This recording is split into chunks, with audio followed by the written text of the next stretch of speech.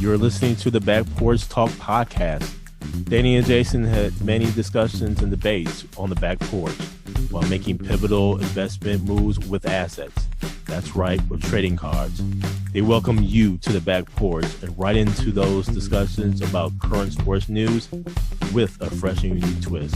So come on and join us.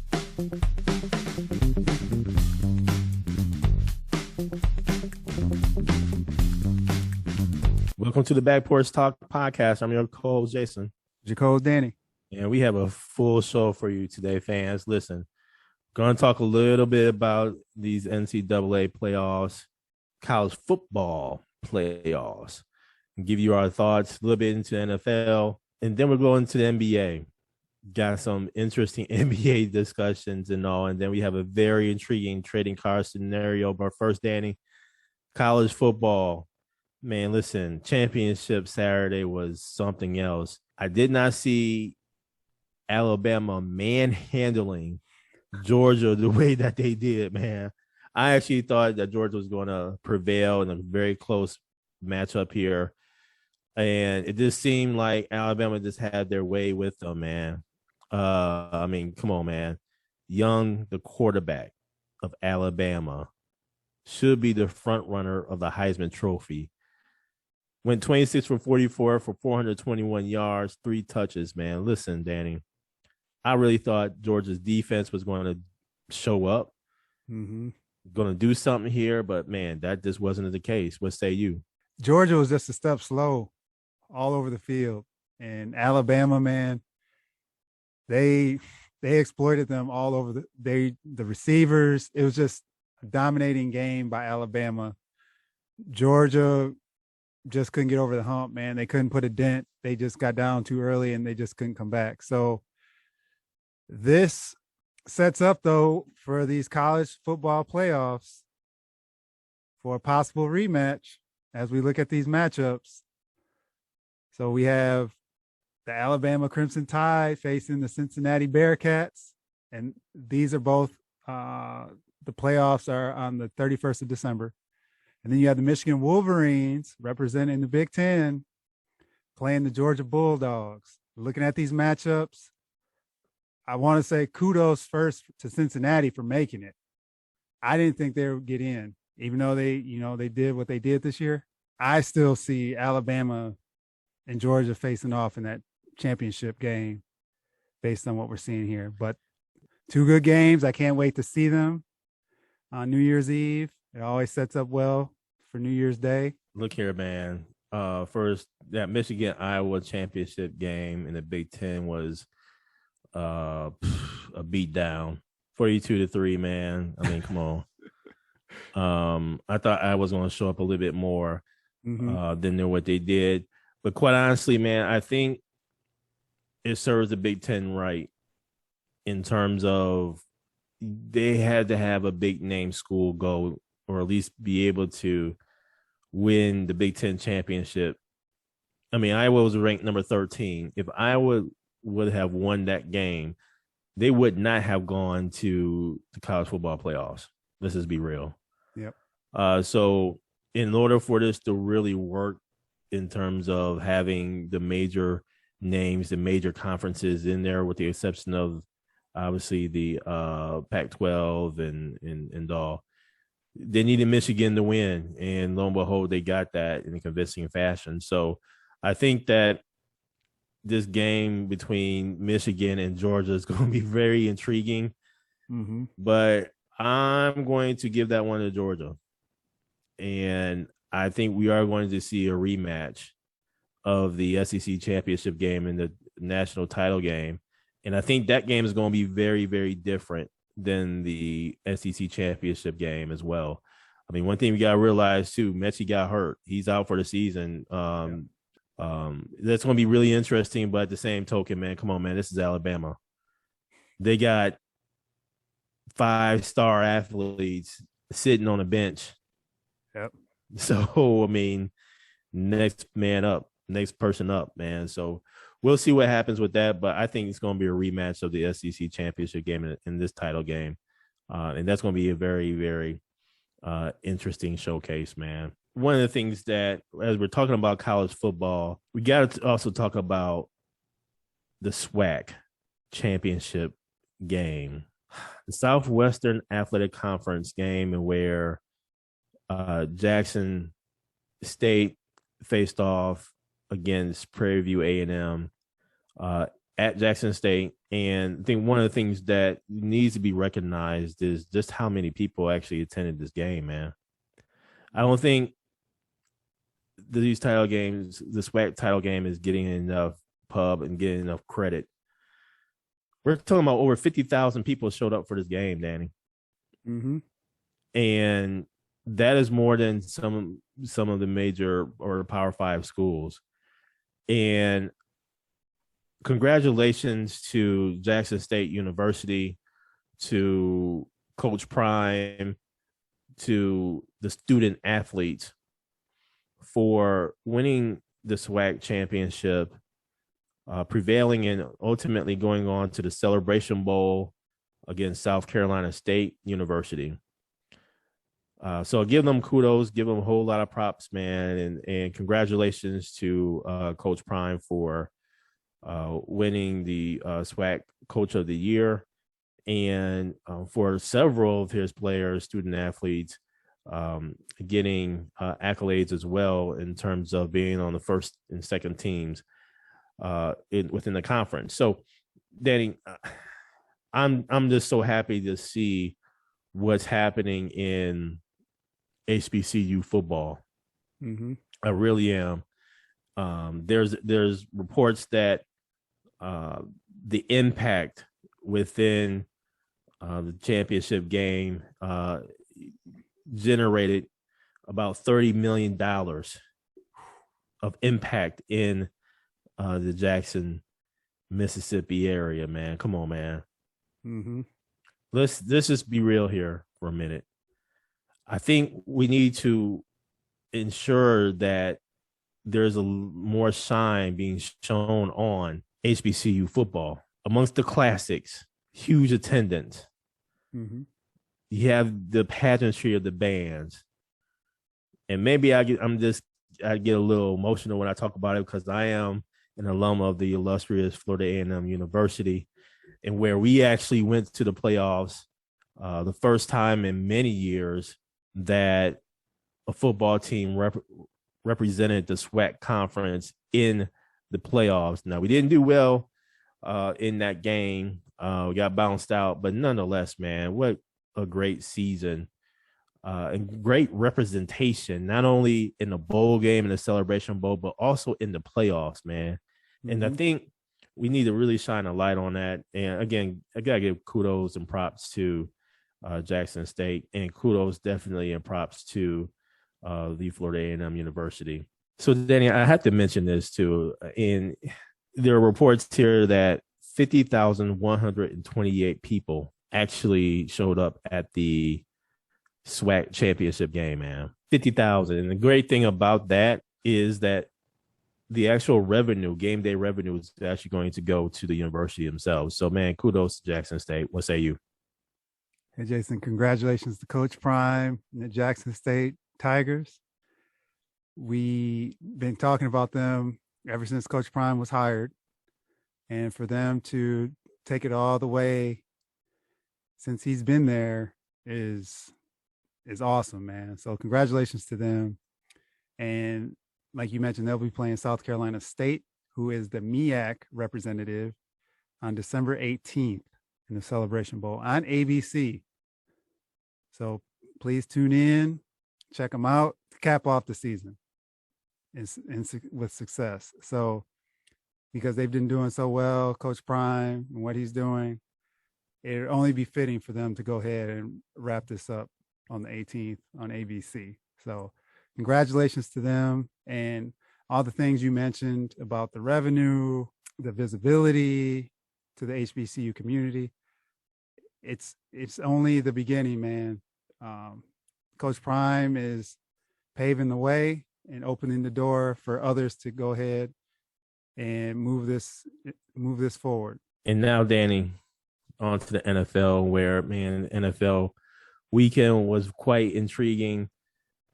Last weekend you had the likes of the Ravens and Steelers, man, in a very interesting Sunday night game, and where the Steelers actually prevailed. Uh, Ravens were right there. They were right there. They went for two to actually win the game. And lo and behold, guy was really wide open. Could have went ahead, if he caught the ball, it would have actually been a win for the Ravens. But man, 20-19, Steelers prevailed. So yeah, it's just quite interesting to see how that particular division, the AFC North, is really shaking out. And all. Some other interesting games throughout last weekend is there something about these Raiders? It just seems like, man, every year I feel like they're going to get over the hump. Mm-hmm. And it feels like every year they just disappoint me. They lost to the Washington football team 17-15 in Las Vegas. I don't know, man. I know they've had a lot going on for the whole season, but man, come on, man. I mean, they were right there. They were right there. Another intriguing matchup, though. The Chargers against the Cincinnati Bengals. And Justin Herbert put on the show. 26 for 35 for 317 yards, 3 touches. And I think we're going to see these two teams, or these two quarterbacks, duel it out in the next few years here in the playoffs. I really believe that. The Minnesota Vikings against the Detroit Lions. I found myself actually rooting for the Detroit Lions because I feel like no team should go over in a season, right? So I was actually pulling for the Lions, and man, I gotta give them props. They actually won. Yep. They won, man. So congratulations to the Detroit Lions. I don't know what that says about the Minnesota Vikings. That defense that they had was, at the last play of the game, I don't know what that was. All I gotta say though is, boy, the Lions got their win. We'll see if they go for win number 2. See if they can go on a streak here this coming Sunday. What say you? Jason, have to shout out that Buffalo New England game on Monday night. Yes. With all that wind and cold. Mm-hmm. And the Patriots just running the ball down Buffalo's throat. Mm-hmm. To beat Buffalo. Buffalo had a chance at the end. New England's defense has been playing awesome all year and stopped them. So great game there. My Falcons took that L this past week against the Tampa Bay Buccaneers. We're in the game again and just couldn't do it in the second half, man. Put up a big donut, big Krispy Kreme donut in the second half. And you can't beat the Tampa Bay Buccaneers by not scoring. So I'm curious to see what they do this week. They play Carolina. So that is a very pivotal game to keep them in the playoff hunt. Going back to the Ravens might be in trouble, man. They were the number 1 seed going into that game on Sunday against the Steelers in the AFC overall. To lose that game may hurt them because here's their upcoming schedule. Cleveland Browns this week, the Green Bay Packers, Cincinnati Bengals, the Los Angeles Rams, and the Steelers again. Theoretically, they could be out of the playoffs after that schedule if they were to lose. I'm pulling for them, man. I'm pulling for Lamar. I like Lamar. I like the Ravens team. They lost Humphrey this week too on the defensive side of the ball, so that's going to hurt them majorly, and you're going against teams that have great receivers. So to lose your top secondary player against teams, except for the Browns are more running. They have Landry still, but they're a more ground and pound team. But the rest of those games, they're going to be thrown in the air unless the weather is not cooperating, where the Ravens then can take advantage of their running game. So there's a lot to still happen in these last 5 weeks, man. And there's going to be a lot of shuffling and shifting. So by the time we get to that last week, I'm very curious how this is going to look going into the playoffs. One other call out here is Kyler Murray returned with DeAndre Hopkins, and they went to Chicago and beat the doors off the Bears. But the Bears shot themselves in the foot. Dalton had 4 picks. 2 of them weren't his fault. They were tip balls. But it was good to see Kyler Murray back. He looked healthy, coming off the ankle injury. D-Hop caught the touchdown early. So they also have a difficult schedule coming up. That's why both of these conferences, man, these are going to be some interesting and exciting weeks coming up in the NFL. And now, Danny, on to the NBA, and where some interesting news here, where the Milwaukee Bucks actually brought back Wesley Matthews. I think this is an attempt to replace PJ Tucker defensively on the wing. Mm-hmm. Obviously, Wesley Matthews is used to the system, and it looks like the Bucks went ahead and signed him for $1.9 million. It just feels like they have given up on Jordan Noah. Jordan Noah can score, man. Mm-hmm. He can score. He can shoot lights out on 3. Defensively, is he better than Wesley Matthews defensively? I'm not saying that, but it's not that much of a drop-off between him and Wesley Matthews defensively. This is be real. Jordan Noah, this is his last year in the contract. But it's going to be interesting, too, because Dante DiVincenzo is close to returning. Danny, this is just such a huge backlog here of guards. So coming off the bench, you have Connaughton. You're going to have Wesley Matthews, DiVincenzo when he comes back, Jordan Noah. I mean, you got George Hill. You got 5 guards I just called out right there, man. What say you, Danny? Yeah, it surprised me they brought back Wesley Matthews just from the simple fact what you mentioned. They have a lot of guard depth already. And with DiVincenzo on the mend, I was surprised they brought him back. Not necessarily for him as a player, just due to all the people they have going. But I see him as, a defensive stopper. And that was his role when he was here before, and he can hit the 3. I thought George Hill is that dude on this team, but bringing Wesley Matthews, he is a good locker room guy, so it won't disrupt that way. So that'll be a positive. And if they do need to give people some nights off and get some rest, he can fill in and put up some decent numbers from his standpoint. He's close to the end of his career, but he can at least give you some valuable minutes. I'm just curious if now this is DJ Wilson part 2 with Jordan Noah and just falling out of the rotation, and curious if they do anything with him from a trading perspective or what, like they did with DJ Wilson. So it's just very interesting because he is a knockdown shooter, and he was having, when he got to play, he had good games. So I don't know if there's something there with Coach Bud and him, kind of like with DJ Wilson, or what's going on. So I guess the future will tell us what's coming up for Jordan.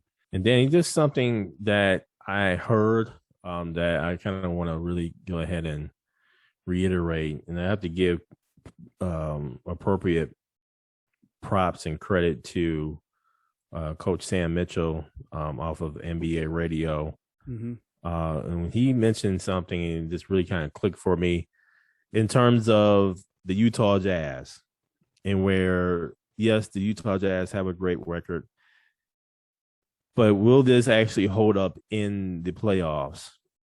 One of the things that Coach mentioned was the fact of how many threes that they actually shoot and their shooting percentage from 3. Which is not the greatest, especially when you talk about your major star player in terms of Donovan Mitchell. They shoot a whole lot of threes, and that doesn't really fly in the playoffs. In the playoffs, and we saw this even with Giannis, the Milwaukee Bucks, and the Phoenix Suns, in where, come on, man, let's just be real. The 2-point shot was critical just to score and everything, man. So I don't know about the Utah Jazz. I don't know how much stock I put into them really advancing far in the playoffs, just on account that your major superstar here shooting only 34% from the 3-point line. So we'll see what happens with the Utah Jazz. And then other news here too with Damian Lillard, where there were reports about him wanting to play with Ben Simmons. So that obviously caused a ruckus, in terms of, are they going to trade for Ben Simmons and stuff like that? Listen, Dame came back and said, listen, he wants to play for the Portland Trailblazers. Dame, listen, man, I have to disagree with you, but hey, it is your career. And this is a whole lot happening in Portland right now, just in terms of the organization's culture, and where they had to let go Neil O'Shea, president and GM, president of basketball operations and GM for the Portland Trailblazers. The company's culture, the organization's culture, basically took a hit there. And it's going to be really interesting to see how Dame Dollar in Portland. What say you, Danny? Portland has been in this like rut for how many years now? A whole lot. Where they're good, but they're not good enough. They made that run a couple years ago to the Western Conference Finals, but it's time to shake it up. And they've brought in pieces around Dame to support Dame's game. He's very ball dominant. And you have CJ McCollum there, who's a great shooter, a great player. But they lack defense.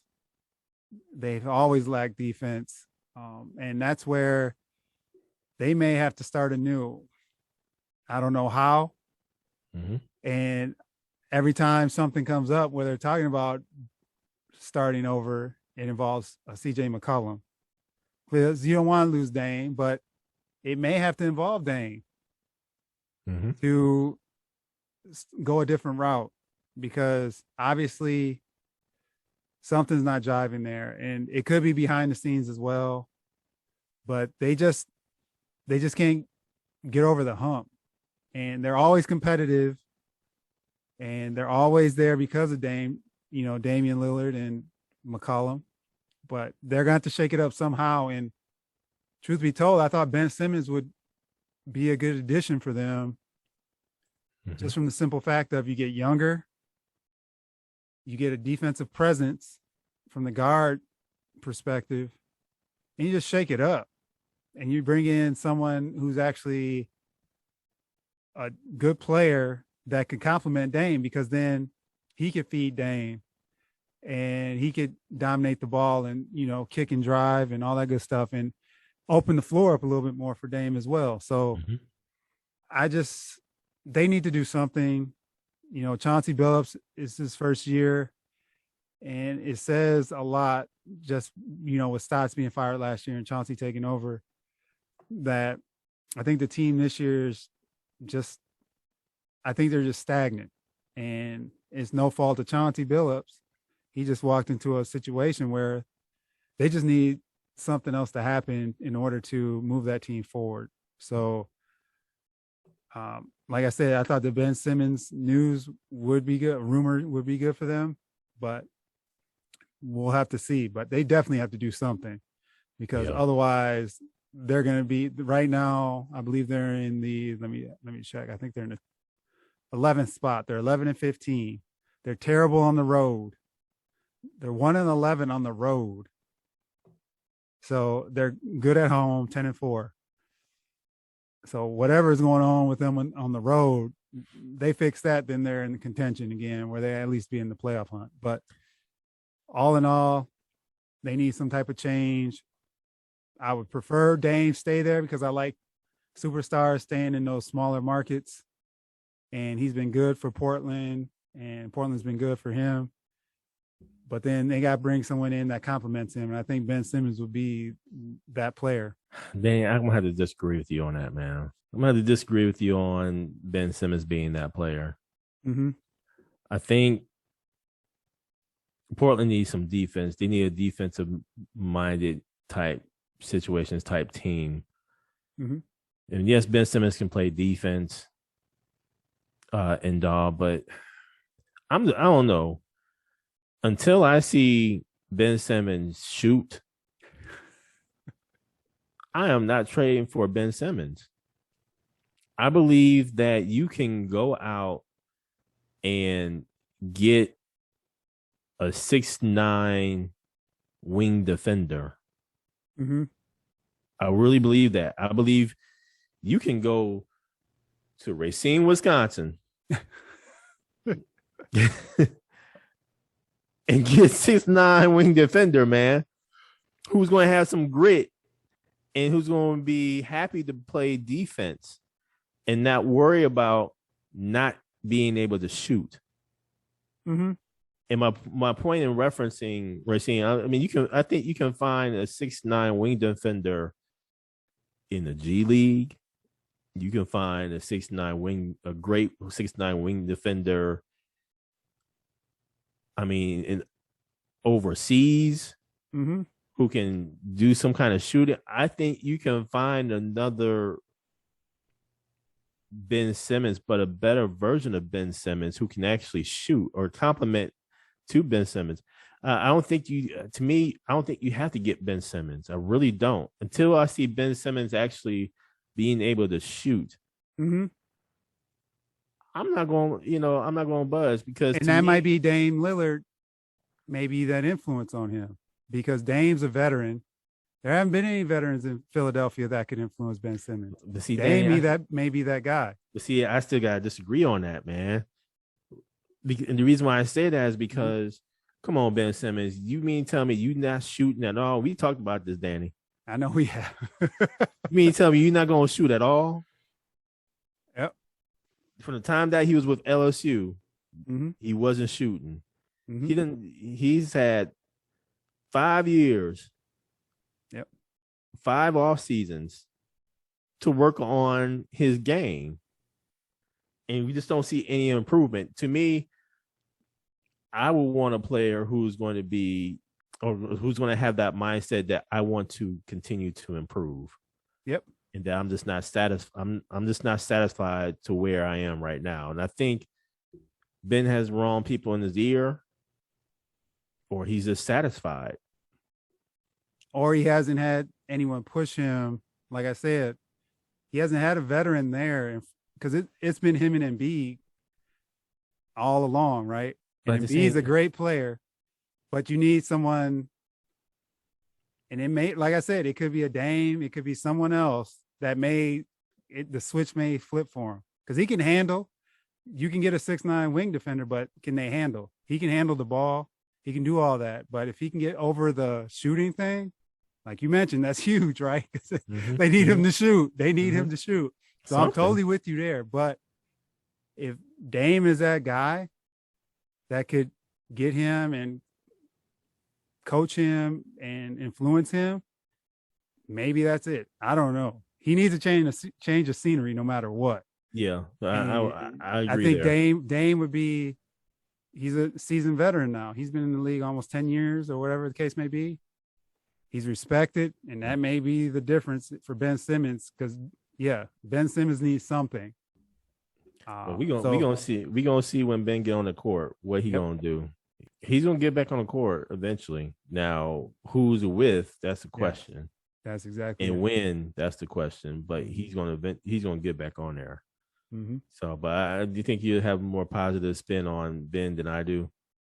Until I see it with Ben now, I'm not going to trade for him, man. Danny, on to your lake show. Listen, man, I don't know what the hell is going on. I think they're going to have more time. I mean, they've been hurt. LeBron's been out. Mm-hmm. AD's been, hampered with some injuries early on here.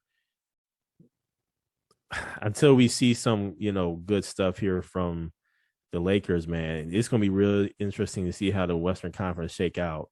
I think it's going to come. We're close to Christmas. Yep. It's going to come a point in time where they're going to have to start putting together some wins. Mm-hmm. So it's going to be really interesting. What say you? Yeah, Jay, if you watched the TNT coverage the other night, shout out to NBA on TNT, they were calling out AD multiple times. They called him out before the game started. They called him out at halftime. They called him out after the game. Their point was you can't put Frank Vogel on the hot seat when your supposed number one player is not performing up to superstar standards and not being aggressive on the offensive end of the court, and they were just laying it all out. Something that has not really been talked about, it may have been talked about, but they lost 3 key defenders from last year's team. So they did a rehaul on the team. They got older, of course, and that's obviously showing. But you lose Caruso, KCP, and Schroeder, who are all pretty good defenders. That's going to show itself because you can't defend. They brought in Dwight Howard to protect the rim, but those defenders are key. And if they don't have that, that's where they're going to struggle. Now they're over 500 now. They're 13-12 at this time of the taping here. I can see them middling around that 4 or 5 area, just due to if they stay healthy with LeBron, of course. But they do need AD to pick it up, man, and be aggressive and assert himself on the offensive side of the ball, because otherwise they're a jump shooting team and they're not a great jump shooting team. So they need him to pick it up and carry them forward as they go into the All-Star break and then into the second half of the season. So I think too, they had so much turnover. The chemistry is still not there. Mm-hmm. You can see it where people don't know who's going to shoot what. People are gunning at times, and just understanding where to be on the floor. I see them working through that and getting that chemistry right by the All-Star break. And I can definitely see them making a trade based on what the product is right now. But they need to chill on the Frank Vogel stuff for now, unless there's something behind the scenes that we're not privy to, because I think it's more losing those defenders and understanding that AD needs to be a little more assertive on the offensive end to support LeBron and others. And now, Danny, on to our interesting trading card scenario. Who we got? So tonight, Jason, our trading card scenario involves Julio Jones, his 2011 Topps rookie card, for DK Metcalf's 2019 Panini Prizm rookie card. Couple quick bios. Julio Jones was the 6th overall pick out of Alabama by the Atlanta Falcons. And his career numbers to date are 869 receptions, 13,000 plus yards, and 60 plus touchdowns. 7-time Pro Bowler, 2-time All-Pro, and was a part of the All-Rookie team. DK Metcalf, 2nd round pick out of Mississippi by the Seattle Seahawks, and 193 receptions, 2,913 yards, and 25 touchdowns, 1 Pro Bowl. Jason, who do you want in your portfolio? Look, Danny, the fans know where I'm going with this. We're talking about Julio Jones from the SEC, Alabama. And he was just straight beasting people, man. And it's amazing because the Atlanta Falcons gave up so much draft capital to get Julio Jones. Danny, listen, man. I looked at obviously Julio Jones in college. Then I thought about DK Metcalf in college too, man. And DK Metcalf was no joke, man. We're talking about DK Metcalf, who's at 6'4", 235. And Julio Jones, man. I mean, we're talking about Julio Jones at 6'3", about 220. And we thought about this trading card scenario because of how big these receivers are, man. Look, Danny, here's the big question that we just don't know about DK Metcalf. Now, throughout Julio Jones's career in Atlanta, he's had Matt Ryan throwing him the football. Mm-hmm. We don't know who's going to be throwing DK Metcalf the football, man. I mean, there are reports that Russell Wilson is looking to move, wanting to possibly go to another team or whatever the case may be. And DK Metcalf has not only this year, but next year left on his rookie deal. So the big question next year is who's going to be throwing DK Metcalf the ball to give him or to help give him these numbers. Because when you look at Julio Jones in his first few years here, I mean, how big of a threat he really was, man. I mean, his rookie campaign, 959 yards. 2012, I want to say his Pro Bowl year, 1,198 yards, man. Are you kidding me? Are you kidding me? And a few years down the road here in his what was it? His fourth year in the league, 1,593 yards. His fifth year in the league, 1,871 yards. Are you kidding me? Come on, man. You talking about a major threat? Julio were to retire right now because it's looking like he needs to go ahead and retire based upon the number of injuries he's had, hamstrings, whatever the case may be. If he were to retire right now, he would make it into the Hall of Fame, first ballot Hall of Fame. And oh, by the way, he did get a chance to get to the Super Bowl. And oh, by the way, he had a pretty decent game in the Super Bowl. So I have to say, Danny, the fact that we don't know who's going to be throwing DK Metcalf the ball if he decides to stay in Seattle, that's a big question mark. Mm-hmm. And with that, I'm going to have to go with Julio Jones just on account that he's going to be a first ballot Hall of Famer. And not only that, he's been a threat throughout his career. Mm-hmm.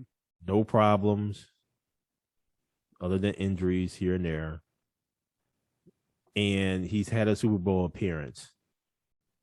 That speaks volumes, in my opinion. So I'm going with Julio. Who you got? I'll talk about DK Metcalf first. I think the thing with DK and the Seattle Seahawks as an organization, they're a run-first team. So if you watch any of their games, they still do this to this day, man. They run. And then fourth quarter, it's like, all right, Russ, this is the whole Russ, let Russ cook hashtag. They let him do his thing in the fourth quarter because usually they need Russell Wilson to bail them out. And DK Metcalf, once he is a better route runner and he gets into an offense that actually highlights him, man, sky's the limit for him, man. And he's put up great numbers in a run offense. And if you look at this year, even his numbers are down. Well, Russell Wilson was hurt, but he's a threat no matter where he is, man. He's a big dude. And I think if he gets a little more crisp on his route running, like across the middle and running those post patterns and slants and things like that, man, imagine him in Arizona or an offense like that, or the Rams. You know where I'm going, man, because Seattle limits him, I think, and caps his potential. Yep. Where Atlanta, on the other hand, passing team. Mm-hmm. So with Matt Ryan, they did run the ball a couple of years where they were trying to focus on the run, where they had like Michael Turner and those dudes there while Julio was there. But Julio is his route running, his speed, the way he could dominate a game. It just, from a Falcons fan perspective, man, you just tore that Band-Aid off the wound, man, with the whole Super Bowl. Sorry. That was the ultimate cap on the year on that catch he made in the Super Bowl. Yep. When it was 28-20, a little bit like 3 minutes or so left in the game. All Atlanta had to do was run the ball, kick that field goal. There you do. We celebrating in A-Town. Lil Bow Wow, Ludacris, Jeezy, everybody. We all celebrating. It didn't go that way, fellas, as we all know. That being said, man, I'm just going to cut to the chase. I'm taking Julio Jones. All in all, man, he's had a great career. I'm taking this card all day long. But I want to say that if DK Metcalf can get into an offense that can showcase his skill set, we might have to talk about this down the line. But until then, it's Julio Jones, man. I'm taking his rookie card. Yeah, we'll revisit that. Thank you for joining us at Back Porch Talk Podcast. You can also join us on Twitter by tweeting us at @back_podcast. For more information, you can go to our website, which is backporchtalkpodcast.com. You can also email us at backporchtalkpodcast@gmail.com. Again, thank you for joining us, and remember that there's enough hate in the world, so go ahead and spread a little love.